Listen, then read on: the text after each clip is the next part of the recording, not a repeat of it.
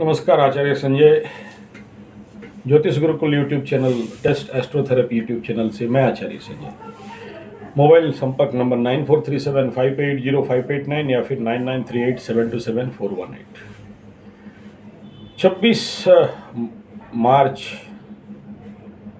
को गुरु देव उदय हो रहे हैं कुंभ राशि में, और इसका बाकी राशियों के ऊपर क्या प्रभाव आएगा, राशि के अनुसार सम्यक कुछ धारणाएं, कुछ राशिफल टाइप उदय होने के बाद। विगत एक वीडियो में इसके बारे में ऑलरेडी अस्त होने से क्या नुकसान था और किस किस चीज़ में प्रभावित हम लोग हो रहे थे उसके बारे में बात हुआ।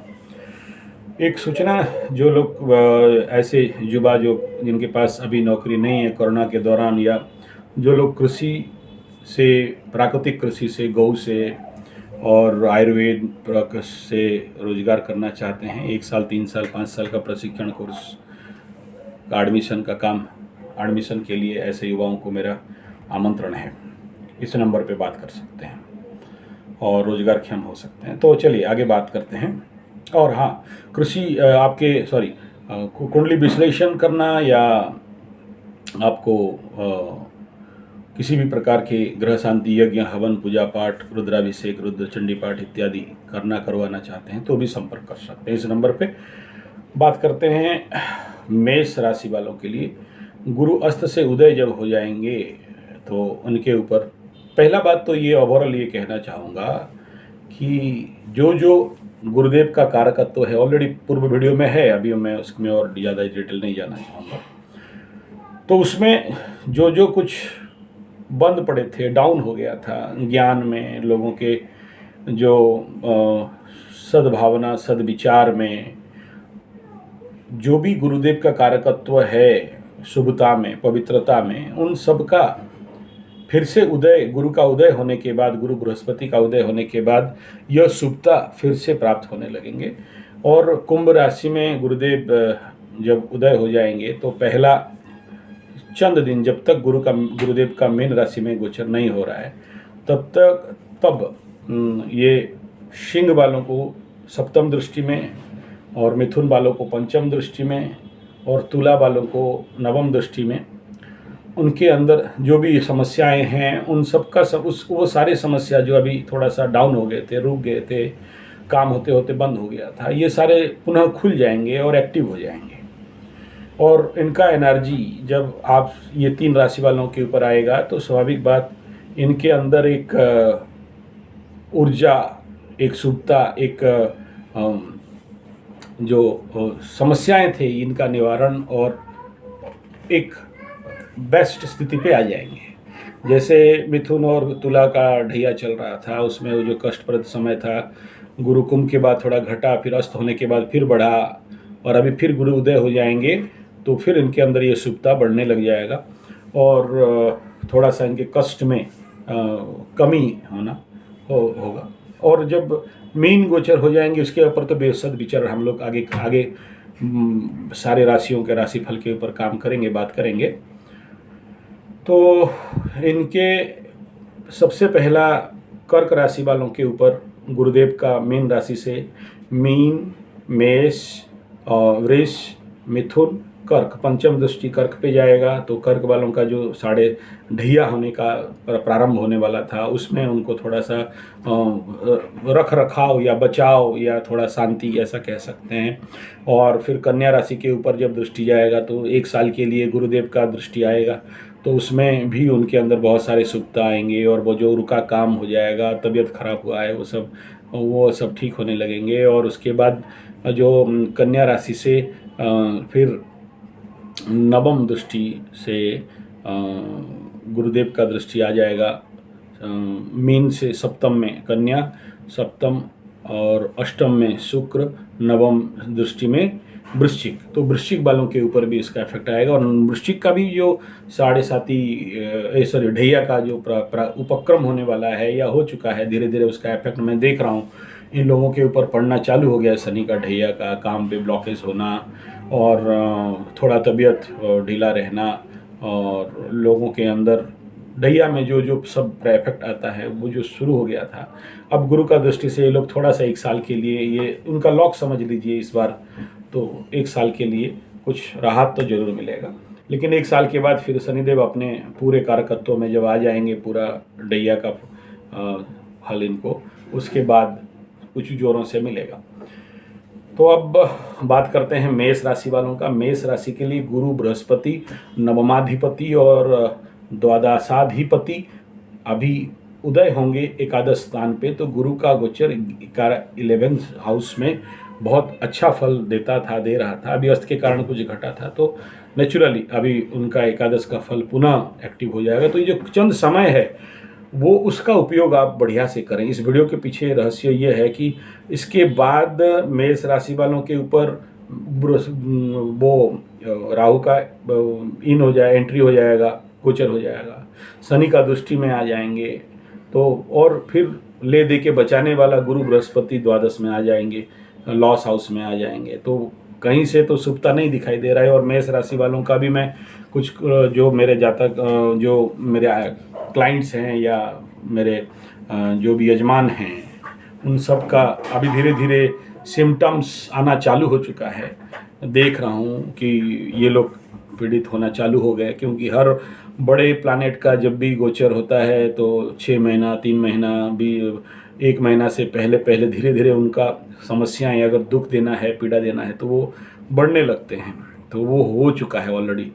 तो अब जो पीरियड है ये कुछ दिन, इसमें आप चाहें तो बहुत कुछ अपना ये छोटा सा पीरियड देखिए, अच्छे बैट्समैन तो उसी को बोलते हैं मौका ढूंढता है और उसके बाद चौका मारता है। तो चौके छक्के लगाना है, ये पीरियड है, बहुत चंद समय के लिए है, लेकिन ज्योतिष का यही काम है कि आपको उस बेस्ट टाइम का आगाह कर दिया जाए ताकि आप उससे फ़ायदा उठाएं। जैसे मैं ये बता रहा था कि मेष राशि का एकादश शनि जाने वाले हैं, तो बहुत अच्छा फल देने वाले हैं, लेकिन ये शुभता का इस फायदा को उठा सकें तभी।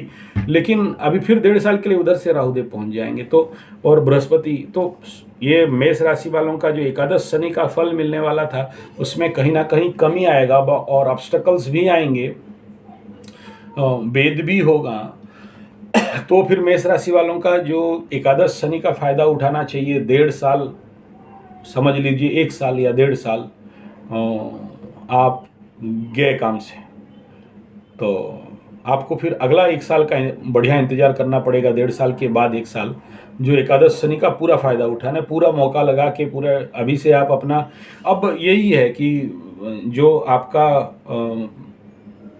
खेलने का, जो क्रिकेट खेलने का उदाहरण दे रहा हूँ, जो आपका सेटअप नहीं बन रहा था, आप अपने फॉर्म पे नहीं रह पा रहे थे, अभी ये 1.5 साल के बाद आप अपने फॉर्म के लिए प्रिपेयर करेंगे तो 1 साल का सॉलिड उपयोग कर सकते हैं। और जो 1.5 साल में गवाए थे वो लास्ट 1 साल में एकादश शनि का पूरा फायदा आप ले सकते हैं। तो ऐसे ही एक फॉर्म आप अगर विगत दिनों में जब गुरु बृहस्पति अस्त हुए और वो टाइम अगर आप अपने फॉर्म बिल्डिंग पे लगाए होते, तो अभी ये जो गुरु उदय हो जाएंगे और चंद दिन के लिए उसमें आप देखोगे फटाफट काम निपटाएंगे और निपट जाएगा आपका। इससे आप फायदा जरूर ले सकते हो एकादश बृहस्पति का। तो अभी उदय होने के बाद शिक्षा क्षेत्र में बहुत सारे समस्या मेष राशि वालों को देखिए चमत्कारित दूर होगा, विवाह का सुख भी मिलने लग जाएगा, दाम्पत्य जीवन पे सुख मिल जाएगा। आलस्यता जो अभी चल रहा था अस्त होने के कारण, तो वो आलस्यता भी थोड़ा सा दूर होगा। पराक्रम आपके नेचुरली बढ़ेंगे, आपके अंदर शुभता आना चालू हो जाएगा। जो लाभ में, व्यवसाय इत्यादि में लाभ वगैरह कमी था वो भी हो जाएंगे। जो बीमारी मतलब लाभ मिलना चालू हो जाएगा। कुछ मेष राशि वालों का हेल्थ प्रॉब्लम दिखा रहा था वो भी समाधान की ओर चला जाएगा।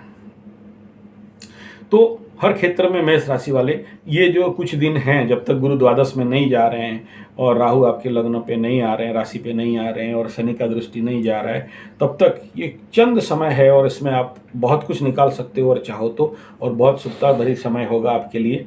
तो इस हिसाब में आप काम कर सकते हो। दूसरा बात, अब बात करते हैं वृष राशि वालों के लिए।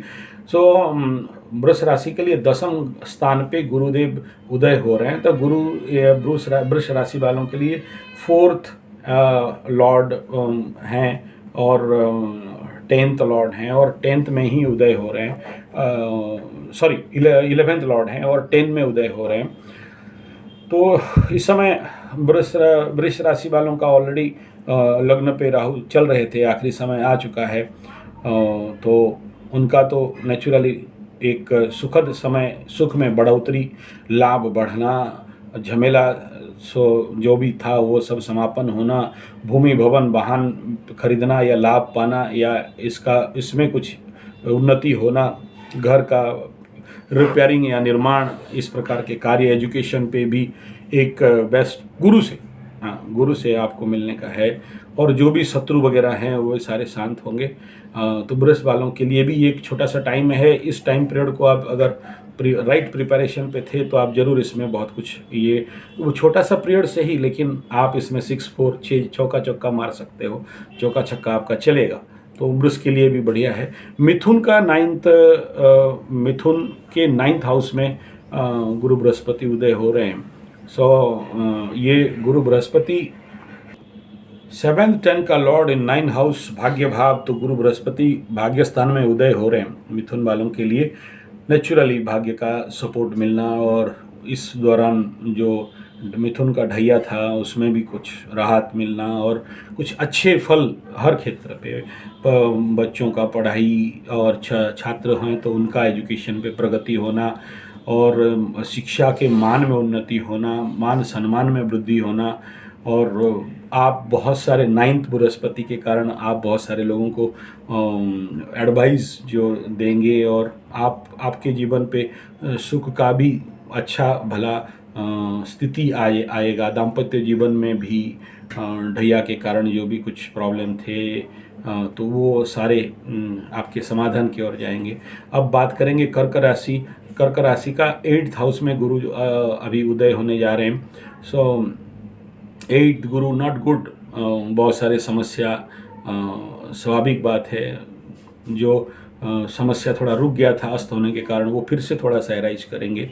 समस्याएं आपके नेचुरली 13 अप्रैल तक ग्रोन आउट कर जाएंगे, इसलिए सावधान रहें। चोर चपेट एक्सीडेंट, इसमें भी थोड़ा सावधान रहें। हाँ, आध्यात्मिकता मानसिकता आपके अंदर आएगा, नो डाउट, अष्टम स्थान पे गुरु होने के बावजूद भी, और गुरु का दृष्टि भी अष्टम स्थान से जो भी शुभता देना है वो तो देगा, नो डाउट, उसमें कोई समस्या नहीं है।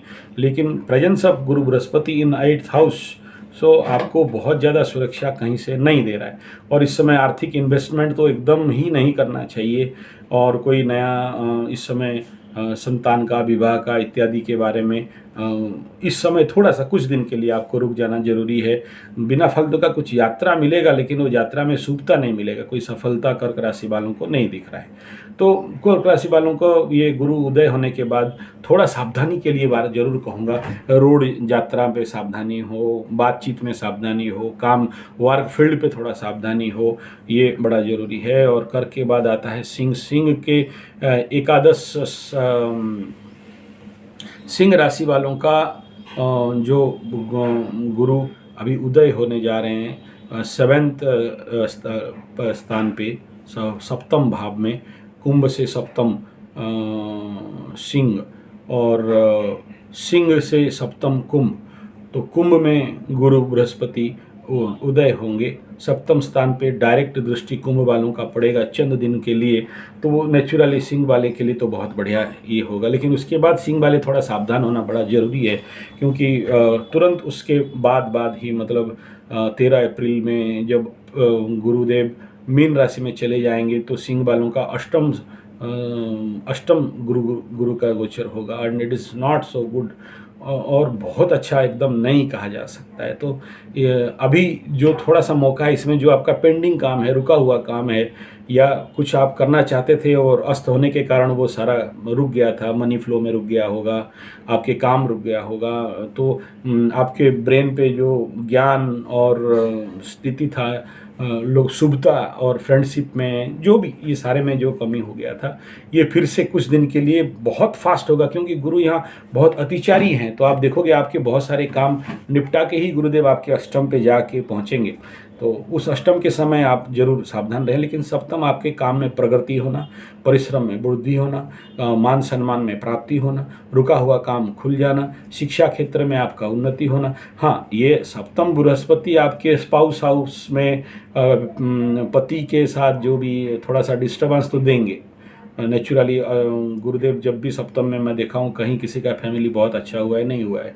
पंचम स्थान में भी ऐसा धन वगैरह दे देते हैं, ज्ञान वगैरह दे देते हैं, लेकिन संतान में समस्या हो जाता है पंचम में, जिसके कुंडली में होता है। गोचर का बात नहीं कर रहा हूँ। तो इस समय इन सारे बातों पे थोड़ा सा आप सप्तम वाले, बाकी सब के लिए बहुत अच्छा है, सभी एस्पेक्ट के लिए ठीक है। लेकिन सिंह वालों का वही थोड़ा सा हस्बैंड एंड वाइफ मैटर है, उसमें थोड़ा सा सावधान रहेंगे। बाकी आपका शिक्षा, धन, रोजगार, रुका हुआ काम, एजुकेशन, हेल्थ भी, जो भी कुछ अस्त के कारण हेल्थ समस्या था, मेंटल प्रॉब्लम था, ये सारे समस्या हो जाएंगे। आप देखोगे अपने आप आपको मान सम्मान इत्यादि भी प्राप्त होने लग जाएगा।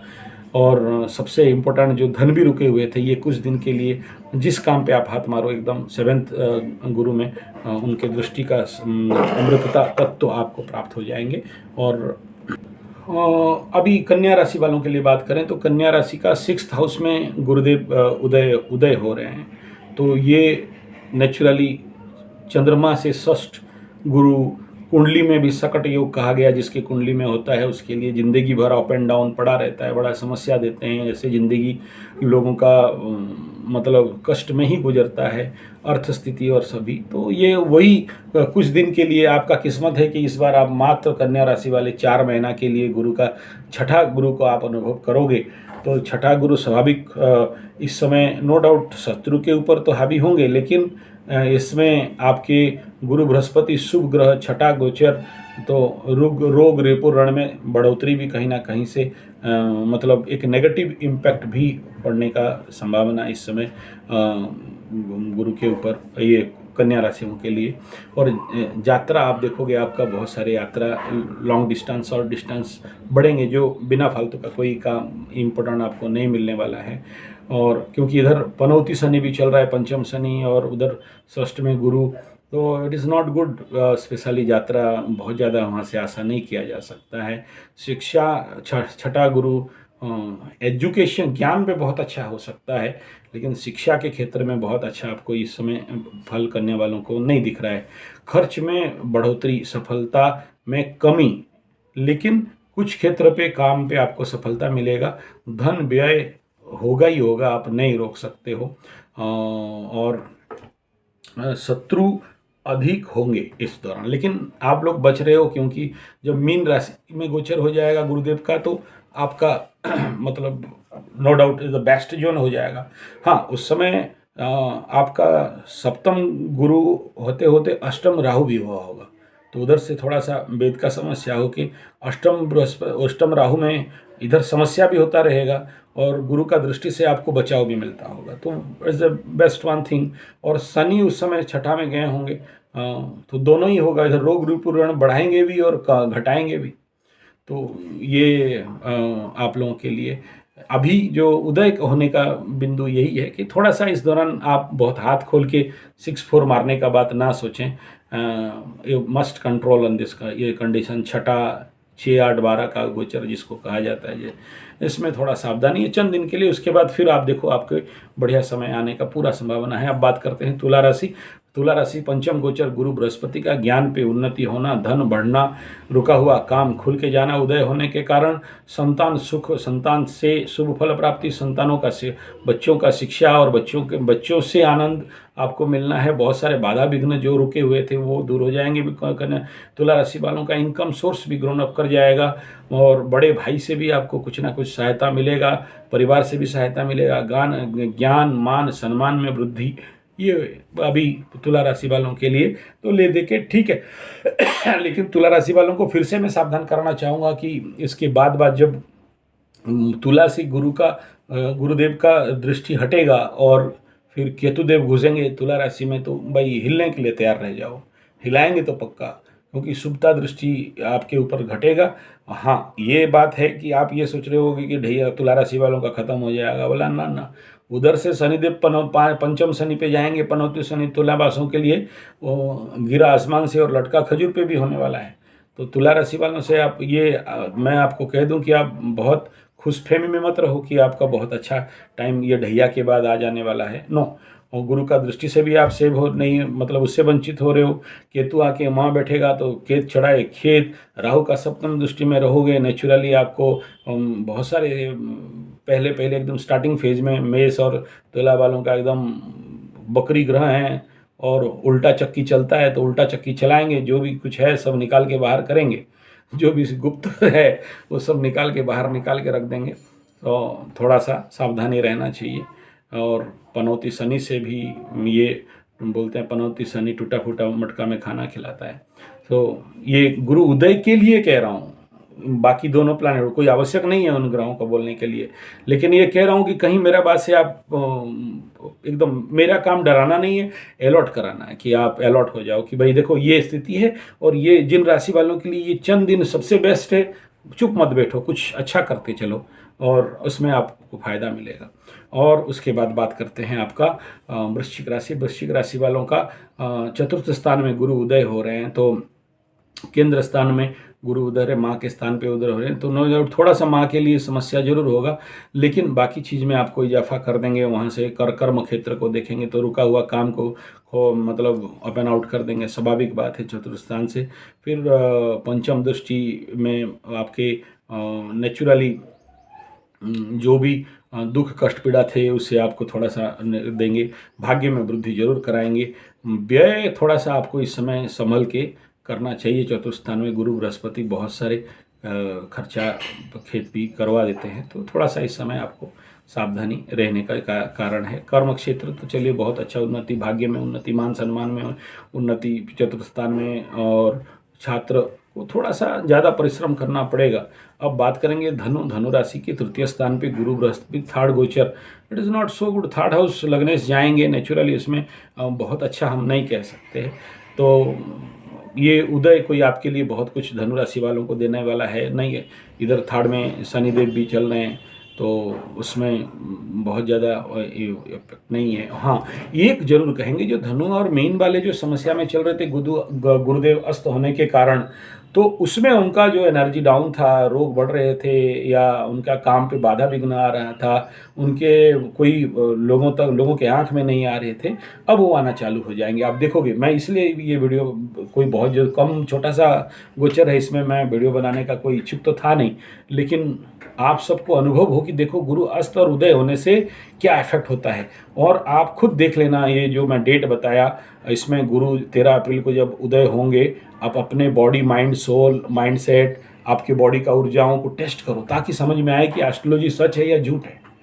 और अस्त हैं, अभी आपको कैसा लग रहा है। हालांकि अभी डीप अस्त से निकल चुके हैं, सूर्य का और गुरु का जो डिग्री डिफरेंस है वो ख़त्म हो चुका है, बहुत ज़्यादा तो नहीं है, लेकिन आप इंतज़ार कर लो। ये जो मार्च का 26 मार्च में जब गुरुदेव उदय हो जाएंगे, तो आप अनुभव कर लेना। सॉरी, 13 अप्रैल तो मेन गोचर होगा उनका, पूर्व दिशा में जो शनिवार के दिन में उदय होंगे, तो आप अनुभव करना कि आपके अंदर क्या हो रहा है।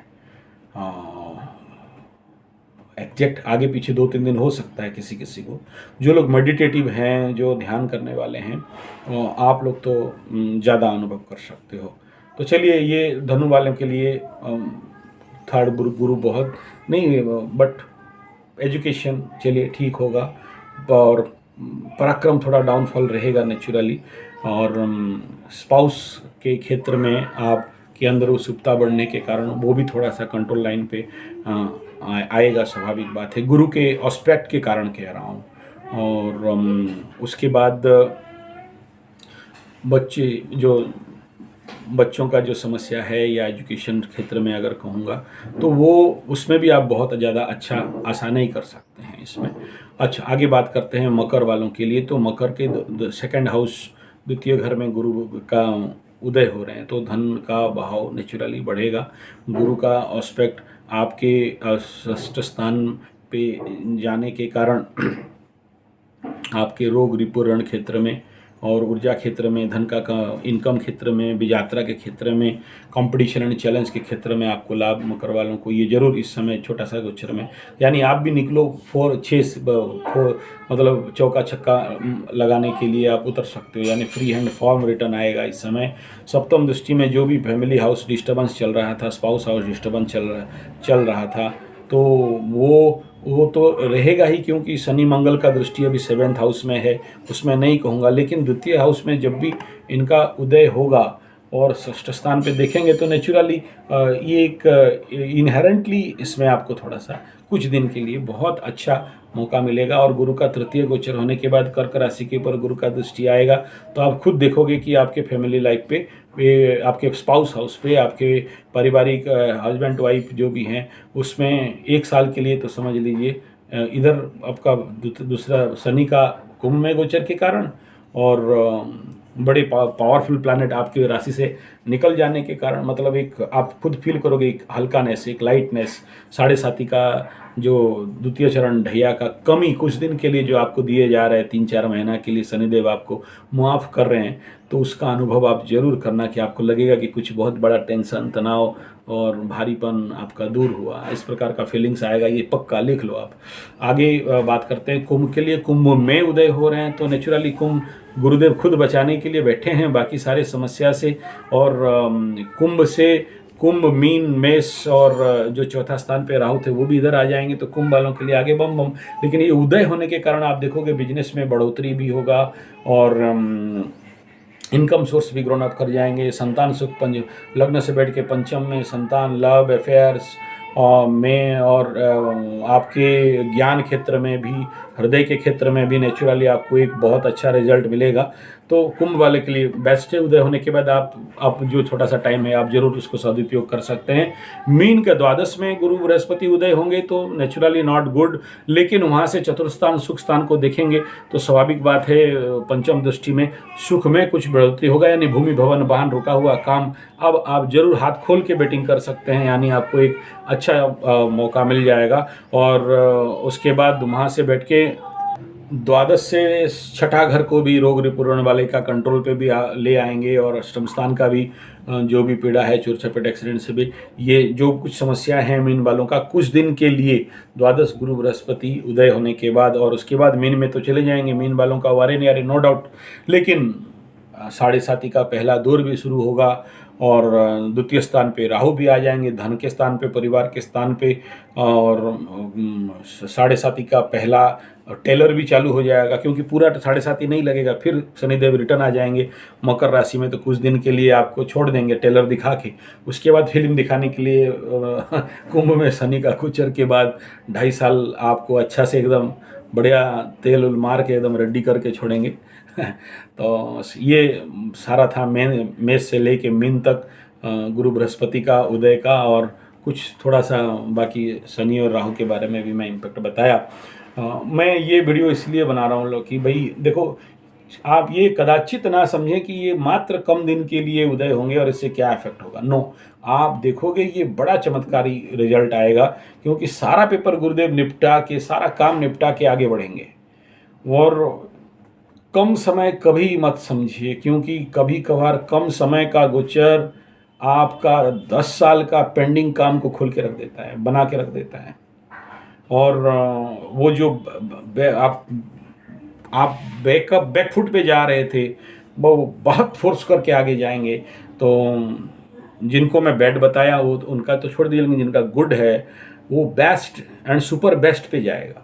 लेकिन कब आप घर में सोए रहोगे तो आप एफर्ट नहीं करोगे, तो यानी बिना लॉटरी टिकट काट के आप बोलोगे मेरा लॉटरी लगा दे हनुमान, नहीं होगा।